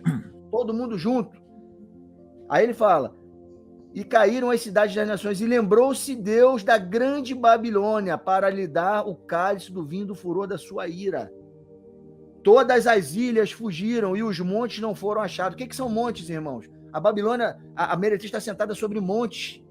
Olha os montes aí fugindo, as nações fugindo de medo do furor da ira de Deus sobre a grande Babilônia. Se fosse Jerusalém, irmão, só Jerusalém, não faz sentido esse texto. Jerusalém, ela não sofre todo o furor de Deus, ela pega uma parte, mas Deus, ele destrói a grande Babilônia e a mãe é consumida no fogo. A mãe, a grande mãe, da onde saiu tudo. Um detalhe que a gente tem que lembrar também, irmãos, que a gente às vezes faz uma confusão, não é a cidade, é que a gente precisa entender que naquele tempo não existia essa definição de estado, município e não sei o quê. Cidade, quando se fala na Bíblia, na verdade, às vezes refere-se até um país, até um reino. Você entende? Então, aí, na verdade, cidade das nações pode ser traduzido como reino das nações. Os reinos que formam as nações. Então, você tá vendo o quê? É a pedra batendo na estátua, caindo a estátua. Você tá entendendo? Tá tudo junto, é isso aí. Unido ali, não tem separação. Em outras palavras, é a pedra batendo no pé, a pedra acertando a besta de 7 cabeças e 10 chifres. E acertando a Babilônia.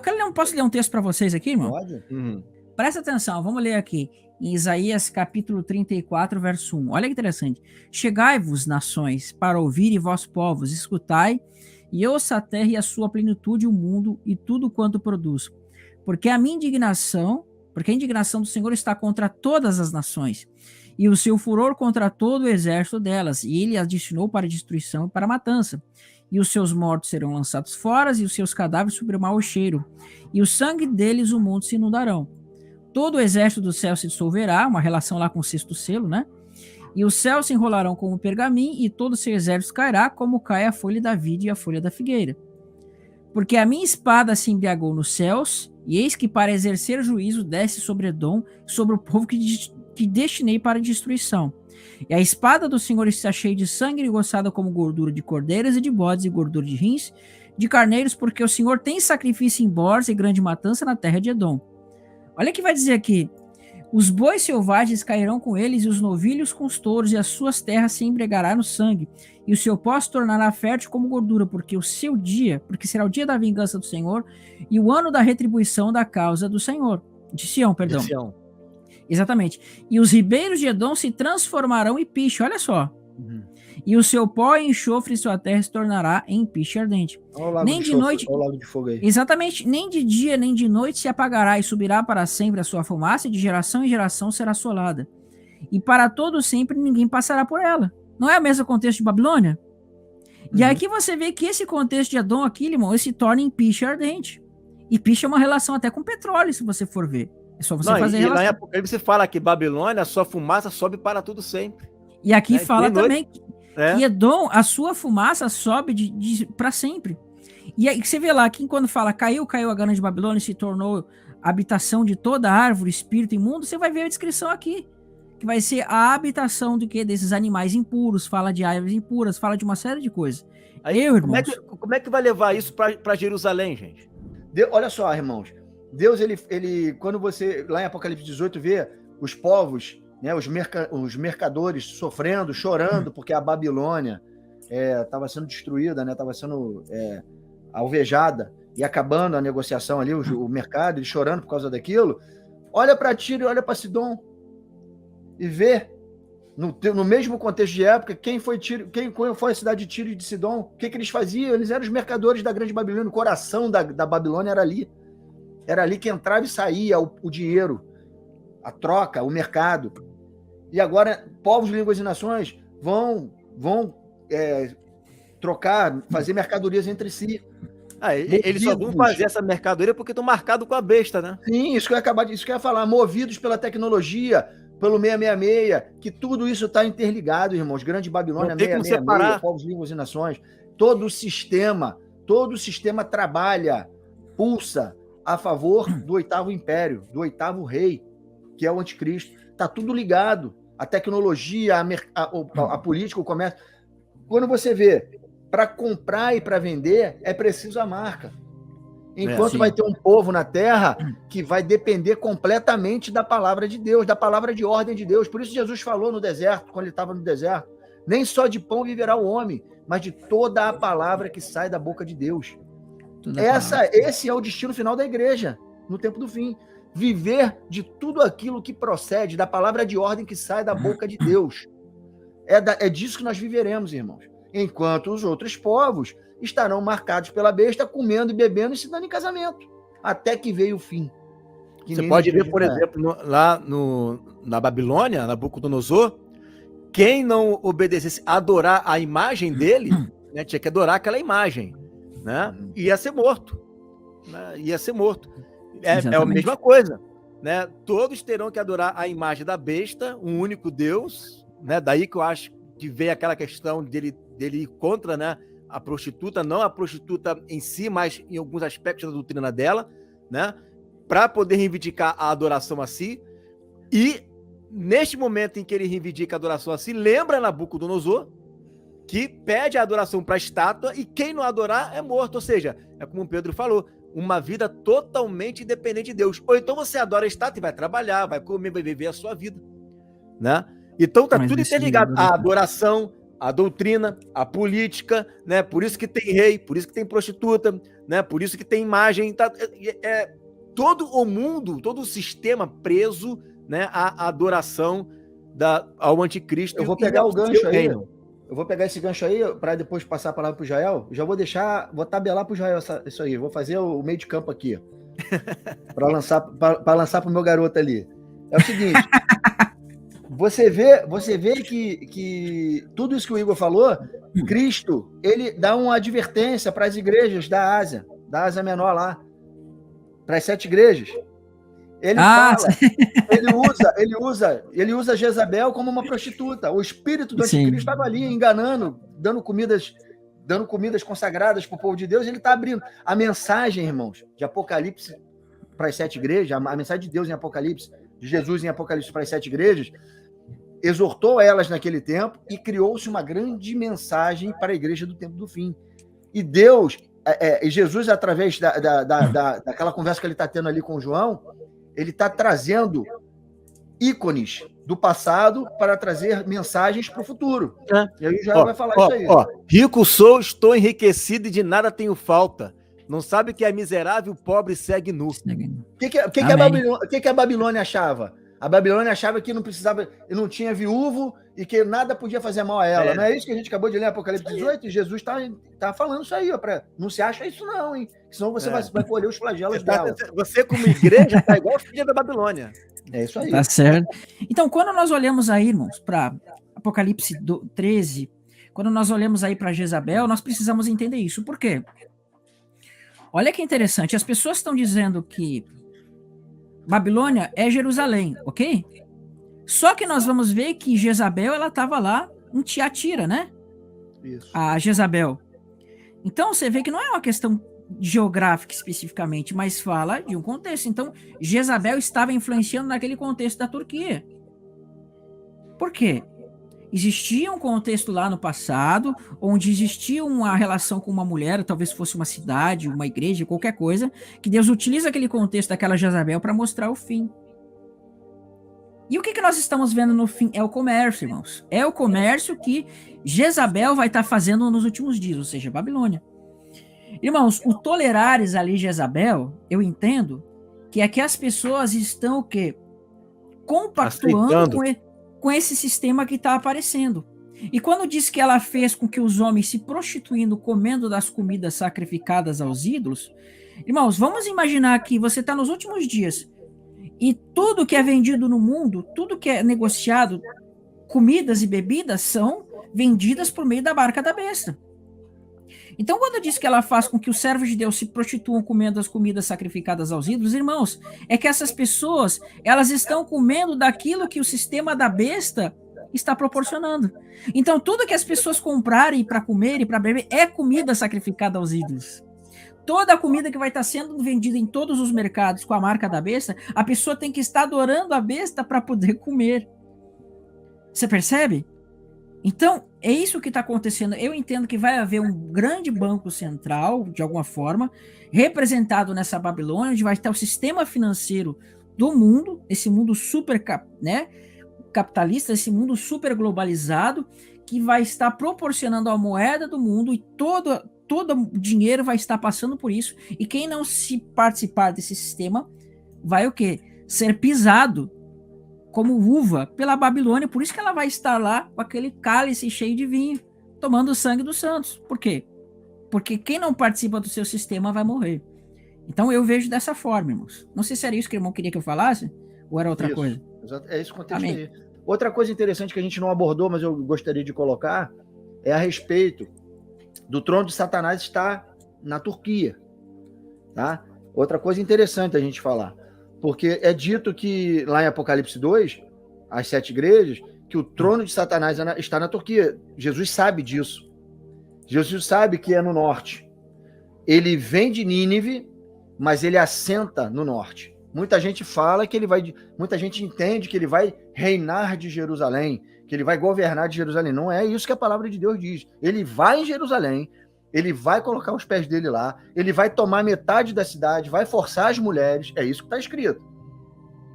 Tudo metade, nada inteiro, mas sempre a metade. Ele vai usar suas tropas para entrar em Jerusalém, perseguir os santos, matar as testemunhas, forçar as mulheres, destruir a cidade na metade, tudo isso está escrito. Mas ele não governa de lá, ele governa da Turquia, o trono de Satanás está lá no norte. É de lá que ele vem, é de lá que ele governa. É da Turquia que aquele que veio de Babel vai assentar sobre as nações. É da Turquia que ele governa. Está entendendo, irmãos? Vocês têm que entender na palavra de Deus, irmãos, é que ela é muito abrangente. O mistério da Grande Babilônia é uma coisa muito profunda, que fala de diversos assuntos. Muitos assuntos são abordados nesse tema. O homem da iniquidade, que é o cara que vai governar e vai gerir todo esse sistema, ele está assentado sobre povos, línguas e nações. Da onde ele veio? Ele veio de Nínive. Nínive é onde? É Babel, é Babilônia. Ele veio de lá, mas ele veio com aquela cultura de lá, aquela cultura que começou lá com Nimrod, está nele, é dele. Ele adora um falso Deus, ele tem a fé num falso Deus. Ele vai trazer todos os povos, línguas e nações no cabresto. É ele que determina quem come e quem bebe pela marca que ele colocou, que ele vai colocar nos povos, que levam para ele. E ele senta e reina e governa do 8º Império da Turquia. Dali ele governa sobre povos, línguas e nações. Entende, irmão? É isso que eu queria falar. Não, é bom explicar essa questão, né? Porque Jerusalém, observa o seguinte, o que Jesus fala, né? Quando vocês verem né, o abominável da desolação. E aí Lucas vai dizer, em Lucas 21, que isso é o exército inimigo, né? Estiver no lugar santo, pô, ele não falou, estiver na prostituta. No lugar santo. Né? Ali é o lugar santo. Mas, no contexto de Babel, você não vê a Bíblia de Babilônia, você não vê a Bíblia chamando Jerusalém. Não vê Jerusalém. Ó, se tivesse escrito ali, eu ia dar. Aí tudo bem, fechou. Aí, beleza. Você não vê. Quando você vê Deus especificando uma nomenclatura, ele fala a cidade, né, santa, ou então Jerusalém ele chama de Sodoma e Egito, e está especificando o local ali. Jerusalém, aonde foi morto, né? Aonde foi morto o Messias, né? Tá especificando. Quando ele vai falar de nações, aí ele fala prostituta. Eu penso que se ele quisesse especificar, ele especificaria como especificou em diversas vezes em Apocalipse. Só que ele não especificou. Ele não falou Monte Sião. Ele não falou monte. Ele não fala, muito pelo contrário, fala multidões, fala nações. Agora, se você perguntar para mim se Jerusalém está se prostituindo, eu vou dizer que sim, está se prostituindo, sim. Né? Vai se prostituir muito mais. Né? Ninguém está negando isso aqui, que ela está se prostituindo. O que a gente está mostrando é que ela é filha, né? Ela bebe de algo que é maior e anterior a ela. Ô, Igor, só isso. É só você ver, Igor. O Domo da Rocha está onde? Está lá, né? No centro, Jerusalém, onde era o templo do Deus verdadeiro, do Deus vivo. O templo, o Domo da Rocha, que é do falso Deus pagão, do Deus Alá, está lá no meio da Cidade Santa. Está lá no meio dela.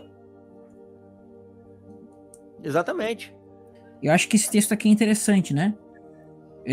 Existem muitos pontos que dá para tentar entender, né? Eu acho que geograficamente é difícil de você entender, mas dá para a gente tentar olhar aqui. Então, olha só que interessante. Vamos prestar atenção aqui no verso 1, diz assim: tornei a levantar os olhos, isso Zacarias 5, e eis que vi um rolo voante. E perguntou-me o anjo, que vês? Respondi, vejo um rolo voante que tem 20 côvados de comprimento e 10 de largura. Então me disse, não, é mais para baixo, desculpa. É um pouquinho, aqui ó, a mulher no cesto, verso 5. Saiu o anjo que falava comigo e me disse, levanta agora os olhos e vê que é isto que sai. E eu perguntei, que é isto? E ele me respondeu, é um efa que sai. E disse ainda, isto é iniquidade em toda a terra. Olha que interessante, é a iniquidade. Bacana. Aqui a palavra iniquidade, deixa eu ver, é a palavra aim, tá? Já vou chegar lá. A palavra aim tá aparecendo aqui, ó, você pode ver, ó.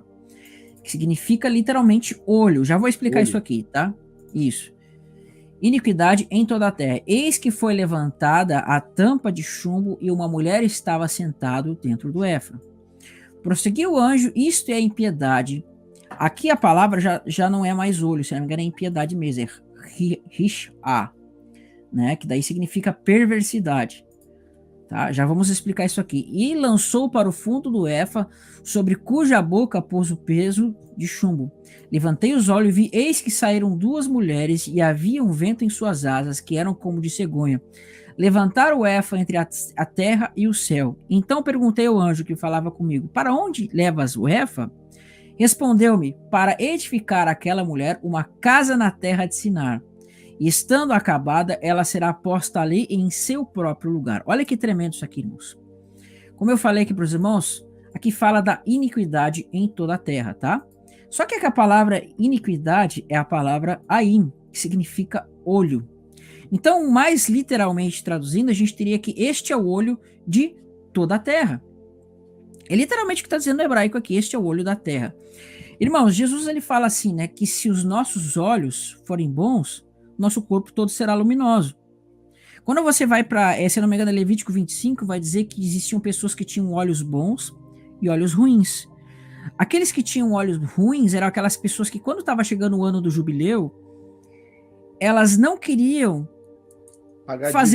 pagar a dívida do ano do jubileu, fazer as coisas corretas que deveriam ser feitas. Por quê? Porque elas tinham um olho mau, elas olhavam de forma maligna.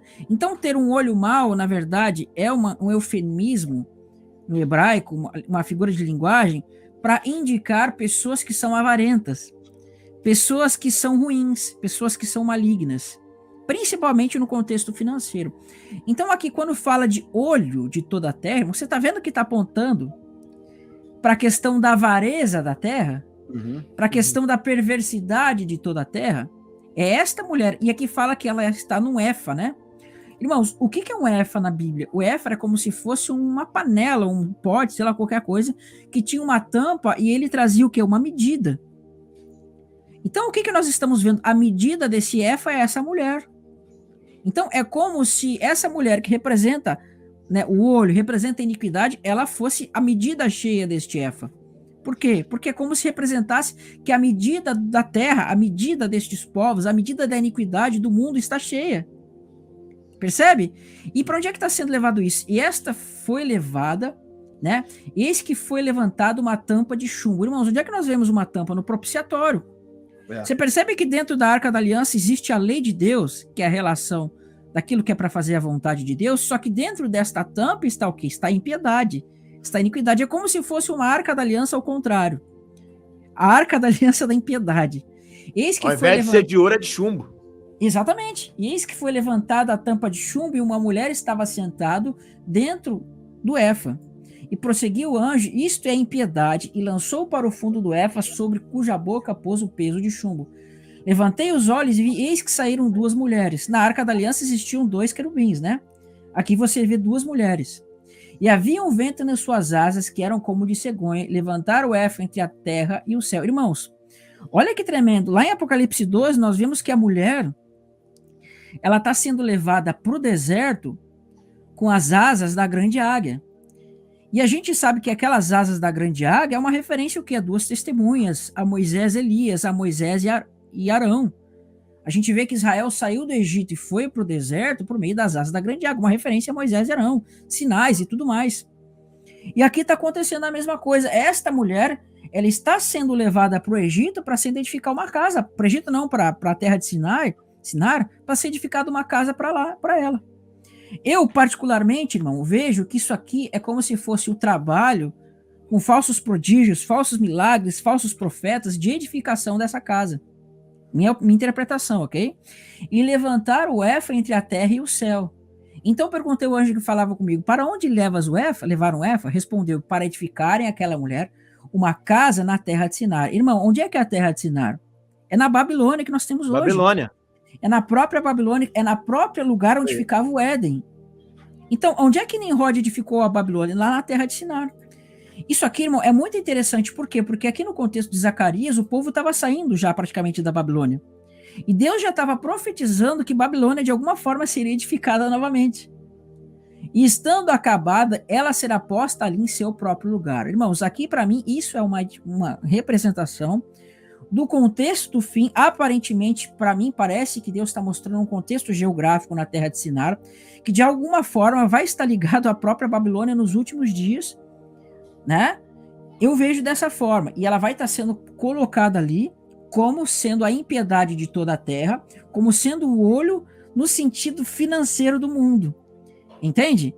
Para mim, dá a entender dessa forma. Então, aquilo que foi lá no passado vai voltar a ser no futuro. E essas Jael, mulheres... Oi, pode falar. O que é interessante disso aí, rapidinho, só para... Claro, pode falar. O interessante disso é que você vê que o anticristo, que é o regente disso tudo, que tudo leva para ele tem olhos como de homem. Exatamente. Pode o olho de toda a terra, né? Isso aí. Então, acima, acho que eu pulei aqui, né? Sem querer, peraí, deixa eu voltar lá. Mas eu já estava finalizando aqui. E quando ela estiver acabada, ela vai ser colocada no seu lugar. Tá, irmãos? Então, quando fala aqui do olho de toda a terra de Sinar, para mim, isso aqui é o que está apontando lá em Apocalipse. E o detalhe aqui, que essas 2 mulheres, né? E, irmãos, eu particularmente vejo uma relação, não estou dizendo que seja, mas eu vejo uma relação do falso profeta que sobe da terra com a Babilônia. De alguma forma, você vê que tem características semelhantes. O falso profeta, ele seduz. Babilônia seduz. O falso profeta, ele faz sinais e ele se chama de profeta. E nós vamos ver que lá em Apocalipse é dito que Jezabel, ela se desprofetiza para seduzir as pessoas. Então, aqui quando eu vejo essas 2 mulheres, eu particularmente vejo uma relação com aqueles 2 chifres daquela besta. E aqueles 2 chifres estão edificando aquela estátua, é uma relação com tudo isso, marca da besta, a Babilônia, tudo isso. Ô, Jael, Entende? você vê uma Pode coisa. falar, irmão. Da onde saiu tudo isso que a gente está falando? A abominação de toda a terra. Saiu de onde? Da Babilônia. Babel, de Nimrod, Aham. não foi? Foi. Da onde sai? Da onde sai o homem viu? Sai da Síria, que seria Mossul, que seria Nínive. Babel. Da onde também Babilônia. aponta para Nimrod. É a mesma coisa. Olha só, você lembra que a gente começou falando que não, a cidade em si, o lugar em si, ele não faz nada, quem faz são as pessoas? Não foi isso que a Sim. gente falou? Da Aham. onde esse homem sai? Ele sai de sai da. Babel. Ele sai é de um Babel. representante de Babel. Ele é a própria Babilônia, né, irmão? Ele é a própria Babilônia. Ele se levanta dali. Ele se levanta Sim. dali. Ele traz a Exato. cultura dali. A fé dele provém dali. A cultura Sim. religiosa dele é de lá. Entende? É como se ele fosse a própria Babilônia que anda, que é Por levado, que isso, vai para as nações. exatamente, você falou tudo que eu queria falar. Exatamente. Ele anda com o espaço, está trazendo consigo a cultura da onde ele veio. E dentro dele tem o espírito do anticristo. Sim. É Que isso. é onde ele vem carregando com todo esse vento de doutrina, né? Nas É asas. isso aí, exatamente. Perfeito. Entendeu? E Exatamente. diz que isso está aí. entre a terra e o céu, né? Qual era o objetivo da Torre de Babel? Até o céu, né? Para É, fugir até o céu do dilúvio. se o Interessante Deus que fala acabasse que ela- com o mundo- Interessante que fala que elas queriam fazer uma torre até o céu. Lá em Apocalipse diz que os pecados de Babilônia, Estavam né, subindo até o céu. chegaram até o céu. Uma relação É. com isso. Eu vejo. Sim. Quando isso começa a acontecer, Deus desce para ver o que está acontecendo. E aí Jesus volta. E aí ele bota um fim nessa bagunça. Eu Entende? vejo Para assim. restaurar toda a terra. É Amém. tremendo isso, cara. Eu acho que a gente abordou tudo, não abordamos, não? Falando- eu acho que- E assim, né? Finaliza da onde começou. Exatamente. Onde tudo começou, Onde termina, tudo né? começou, né? Acaba onde tudo começou. Amém. Bom. Eu concordo, sim, né? Eu acho que assim, irmãos, só pra gente finalizar. Acho que a gente tá finalizando já, né? Isso. Eu acho que ficou claro, né, irmãos? Dá pra gente entender. Claro que existem muito mais coisas para se analisar, né? E existem muitos pontos aqui que eu acho que a gente não pôde abordar, muitos textos como Jeremias, Isaías, poderiam ter sido abordados aqui, feito uma comparação dos textos relacionados à Babilônia, relacionados a Jerusalém. Mas eu acho que, no geral, deu pra gente entender, né? É um assunto Mesmo- muito complexo. É, abrange muitas coisas. mesmo que você não concorde com a gente, ainda assim eu sei que alguma coisa foi acrescentada para o seu entendimento. Então, irmãos, o que a gente pode ter certeza aqui é que a gente vai ver que logo, Deus sabe o tempo, a gente vai começar a ver essa Babilônia de uma forma mais plena se formando, né? Onde você vai identificar, olha, isso é Babilônia. Hoje a coisa, ela tá meio assim, obscura, sabe? Mas vai chegar um futuro que, quanto mais vai avançando o tempo, mais vai ficar claro isso para nós, né? Então, você pode ter certeza que os servos do Senhor, aqueles que são tementes ao Senhor, como eu venho sempre falando há um tempo atrás, o Senhor vai restaurar para a verdade e vai mostrar a realidade daquilo que é certo, né? Esse é o Agora, a entendimento única que eu coisa que tenho. eu quero deixar na cabeça dos irmãos aqui é, eu te garanto, só com isso que eu vou dizer, Deus colocou na sua escritura, deixou as pistas espalhadas para a gente juntar esse quebra-cabeça. Eu te garanto, Claro. irmão, te garanto, bato o martelo e volto a dizer, Jerusalém não é a grande Babilônia, tá certo? Isso eu garanto, porque Deus fala, sai dela, povo meu. E ele manda o seu filho, se ela fosse a Jerusalém, fosse a grande Babilônia, fosse a Babilônia, Deus manda o povo sair, e o povo sai e ele manda o filho ir lá reinar de lá. Como que pode isso? Como que Deus vai mandar o povo sair da terra aonde o pai, onde o filho vai reinar? Então, com isso você já entende que não é Babilônia. Tá certo, irmãos? Não é Babilônia, nem Meca. Grande Babilônia são povos, línguas e nações que são regidos por um homem que veio de Nínive e que se assenta na Turquia para reinar, aonde está o trono de Satanás. Amém.